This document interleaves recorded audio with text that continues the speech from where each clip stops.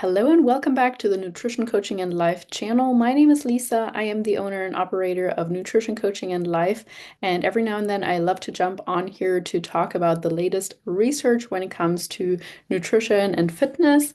At Nutrition Coaching and Life, we help people lose body fat, gain muscle mass, and improve their body composition and relationship with food. So I try to stay up to date with the latest research as best as possible, and I love sharing the research reviews with you. If you enjoy this content, if you enjoy our channel, please do me a favor and subscribe, hit the like button, give me a comment, whatever you like. It just helps support me, support the channel. Today I have a super interesting topic for you. If you are coaching women, if you are going through menopause, if you're menopausal, if you're postmenopausal, if you are even in your 20s and 30s, this should be super interesting for you. I am going to be reading from the March issue of Body by Science, my favorite research review by Bill Campbell. I will link the research review in the show notes. It's $7.99 per month. I am not affiliated with it at all. I just love the research review. I've tested many other research reviews, and this is by far my favorite. So please go and check it out. And the article that they're reviewing in there is titled, or the review is titled, Estradiol Hormone Therapy Suppresses Fat Loss. What's going on? And the original study that was reviewed was titled Estrogen Modulates Metabolic Risk Profile and Resistance Training in Early Postmenopausal Women, a randomized controlled trial by Dam et al. From 2021. So super interesting. I personally, or at Nutrition Coaching and Life, we work with a lot of peri and postmenopausal women. So this is super interesting, and we are not advocating for anything in specific. I'm not saying people should be or should not be on HRT, hormone replacement therapy, but to make or to give everybody the chance to make more informed decisions, I do like to dig into these studies that pertain to that topic. So let's get started with it. Let me give you some background information. In July 2024, in the issue of Body by Science reviewed an outstanding study regarding estrogen therapy and its effects on muscle hypertrophy in early postmenopausal women. This study cemented the fact that estrogen therapy, estradiol delivered via a transdermal patch, was an anabolic because women wearing the estrogen patch gained significantly more muscle mass compared to women wearing a placebo patch after 12 weeks of resistance training. The researchers included two different measures of muscle hypertrophy in the study: an indirect measure via DEXA scan and a direct measure via magnetic resonance imaging, so MRI, which is the gold standard method for measuring muscle hypertrophy. Regardless of what method of muscle hypertrophy was used, the estrogen therapy group gained significantly more muscle mass than the placebo group did. For the DEXA results, both groups of women, estrogen and placebo groups, gained a significant amount of lean mass. However, the estrogen therapy group gained significantly more lean mass, so 5 pounds or 2.2 kilo, than the placebo group, 3 pounds, 1.3 kilo. For the MRI measures, the researchers assessed muscle hypertrophy across the upper and lower thigh. The estrogen therapy group gained significantly more muscle across the upper thigh than the placebo group. The figure below, or the figure included in the research review, shows this as well, and which I'm not going to include in here, but if you want to purchase the research review, you will find that in the March issue. So while the muscle hypertrophy data presented in the study was outstanding, because they both provide an indirect, so DEXA, and direct MRI measure of muscle hypertrophy, there was no body fat data reported. This was crazy because knowing that the researchers had this data, since they had DEXA scans on each subject, you would wonder why they wouldn't include that.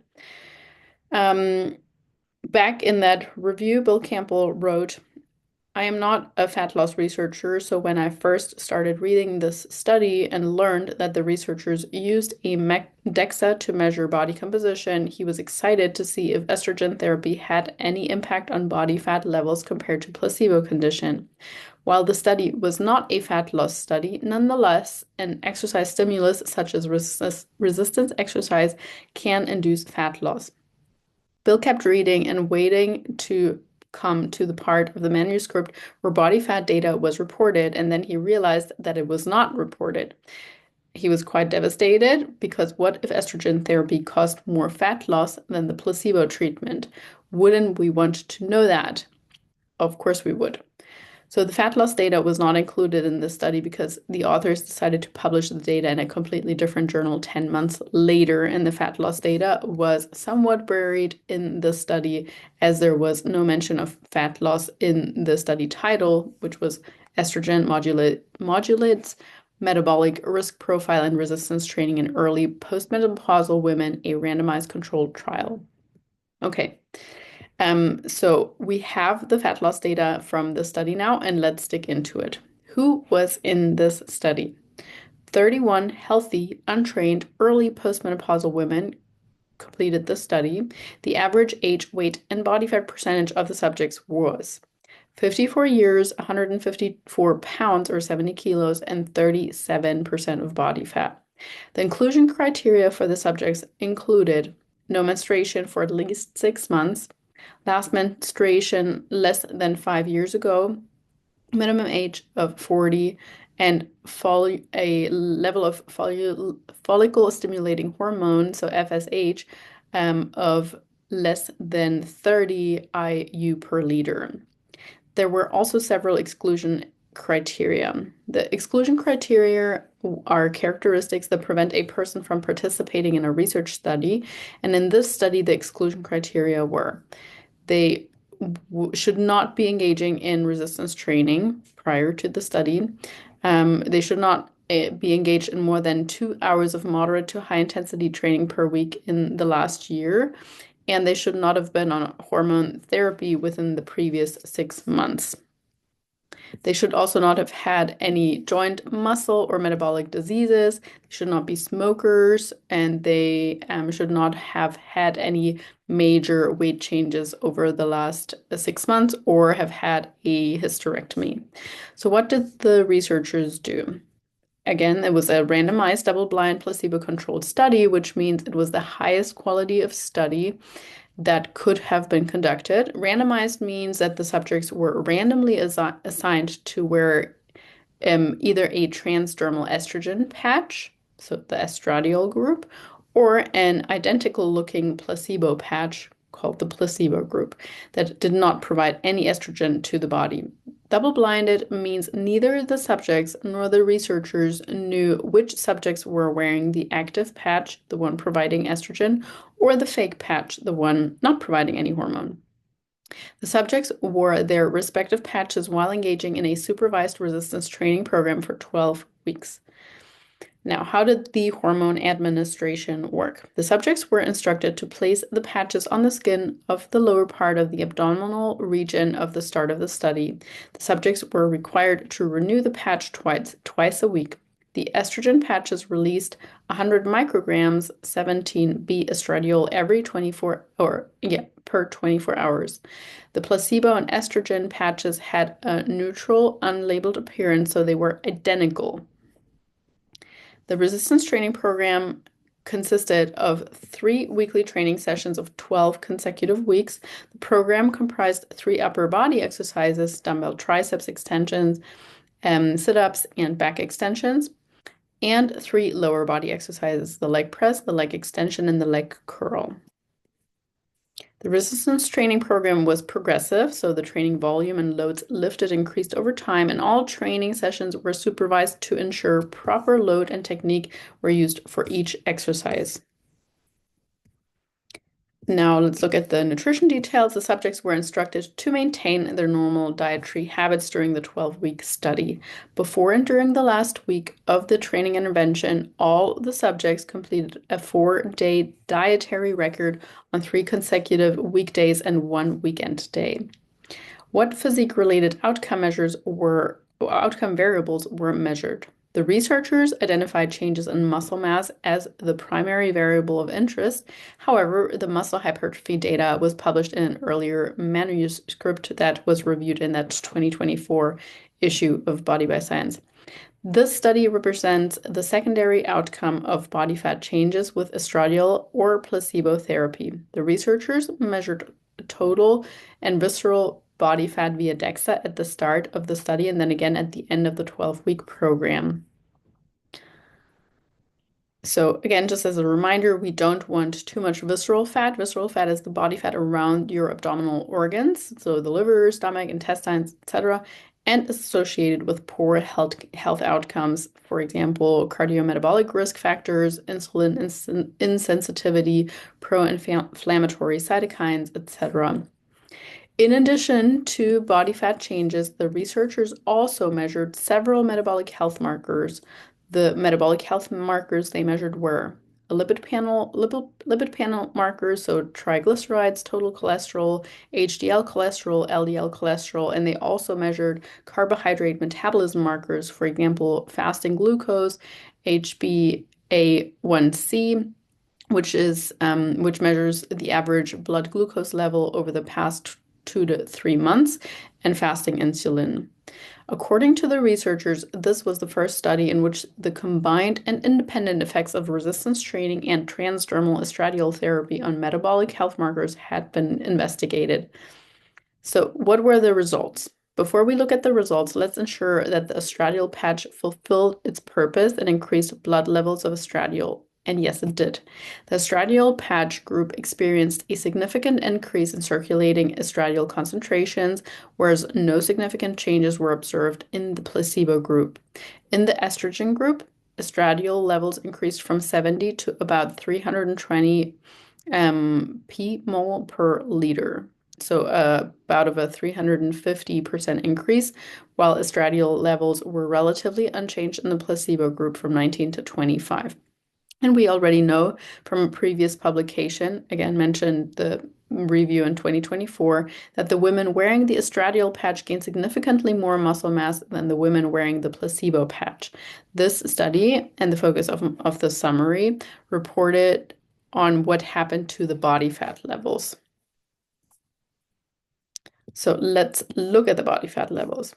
We have 3 different body fat measures that were assessed via DEXA. Total body fat, abdominal fat mass, and visceral fat mass. Total fat mass and visceral fat mass changes significantly differed between the 2 treatments. The placebo group lost significantly more total fat mass and visceral fat mass compared to the estradiol group. Abdominal fat decreased in the placebo group, but not in the estradiol group. So the difference in abdominal fat loss did not reach the level of significance between the 2 groups, though. Now, looking at metabolic health markers for lipid panel markers, triglyceride concentrations, and HDL cholesterol, the markers did not significantly change from pre to post in either group. Total cholesterol significantly decreased in the estradiol group, but not the placebo group, but the difference between the 2 groups was not statistically significant. Similarly, according to the data presented in the published study, LDL cholesterol was significantly reduced to a greater extent in the estradiol group compared to the placebo group. 2 of the 3 carbohydrate metabolism markers were significantly improved in the estradiol group compared to the placebo group. So fasting glucose and HbA1c were significantly reduced in both groups, but to a greater extent in the estradiol group. Fasting insulin was decreased in both groups, but there were no statistically significant differences between the 2 groups. So while the published paper that we're summarizing here did not report on muscle mass gains, we do know that this study did include muscle hypertrophy outcomes, but the data was published in a different publication. So again, just reminding you. The other study, which included the muscle tissue data, reported that the estradiol treatment and resistance training caused significantly more muscle mass than the placebo treatment and resistance training group did. We can hypothesize that the increased gain in muscle tissue could positively influence the regulation of blood glucose, which was observed in this study with the improvements of fasting glucose levels and HbA1c. If more muscle tissue is present, it allows for greater disposal of blood glucose from the systemic circulation, and if continued over long term, would also improve HbA1c levels. Based on their findings with respect to both body fat and metabolic markers, the study's authors concluded The present study demonstrates that transdermal estrogen therapy improves metabolic biomarkers but attenuates loss of whole body and visceral fat mass compared with placebo in response to a 12-week resistance training period. So let me repeat that again. This present study demonstrates that transdermal estrogen therapy improves metabolic biomarkers but attenuates the loss of whole body and visceral fat mass compared to placebo in response to a 12-week resistance training period. So now let's look at the strengths and limitations of the study. The study design was definitely a strength. This was a very high quality study design as it had all of the features that we would expect of a great study. It was randomized. The women were randomly assigned to their estradiol or placebo treatment groups, and it was double blinded. So that means the subjects nor the researchers knew which group the subjects were in. Another strength was that body fat assessment included visceral fat. It was great that the researchers assessed more than just total body fat changes during the study. We know that many women going through the menopause transition gain additional body fat, but we also understand that this gain in body fat is accompanied by a shift in regional body fat deposition rather than a homogeneous overall gain in fat mass. The shift in regional body fat deposition manifests in the abdominal region. It increases both abdominal subcutaneous and visceral fat. Since this is the type of body fat that is gained preferentially during this phase of life, it was a great feature of the study to include these assessments. Another strength was that workouts were supervised. The research team supervised all workouts in the study. When the workouts are supervised, the researchers can ensure the subjects complete their workouts, exert adequate effort, and lift the appropriate weight during each set. During this study, the repetition ranges changed, meaning the loads lifted also changed. So to make sure the previously non-resistance trained subjects were choosing the correct weights and completing the proper number of repetitions, the researchers needed to supervise each workout. We also have a few study limitations. For example, nutrition intakes were not robust and protein was not optimized. So dietary intakes were only recorded 8 out of 84 days of the study duration. The subjects completed a 4-day dietary record during the first and the last week of the training program. This is a low-effort attempt by the research team to obtain dietary intake information and could be better. Because of this low-effort approach, only about 1/3 of the subjects submitted valid food record data, and therefore the total calorie intake data reported was not based on the total subject sample. It is possible that the reason why the placebo group lost more body fat is because they reduced their calorie intake during the other 76 days that they did not have to record. While we hope this was not the case, we cannot know for sure. Another limitation was that protein intake was not optimized for resistance training adaptations. So the protein intake reported during the study was low, about 1 gram per kilogram of body weight. And while the total daily protein intakes were not ideal based on the data reported, there was no differences in protein intake between the two groups. And the last limitation was that the non-standard HRT treatment protocol. So normally, women with an intact uterus will be prescribed both estrogen and progesterone.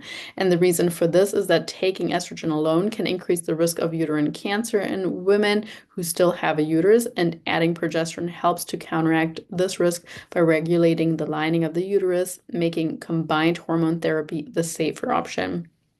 In this study, the women were only given estradiol for 12 consecutive weeks.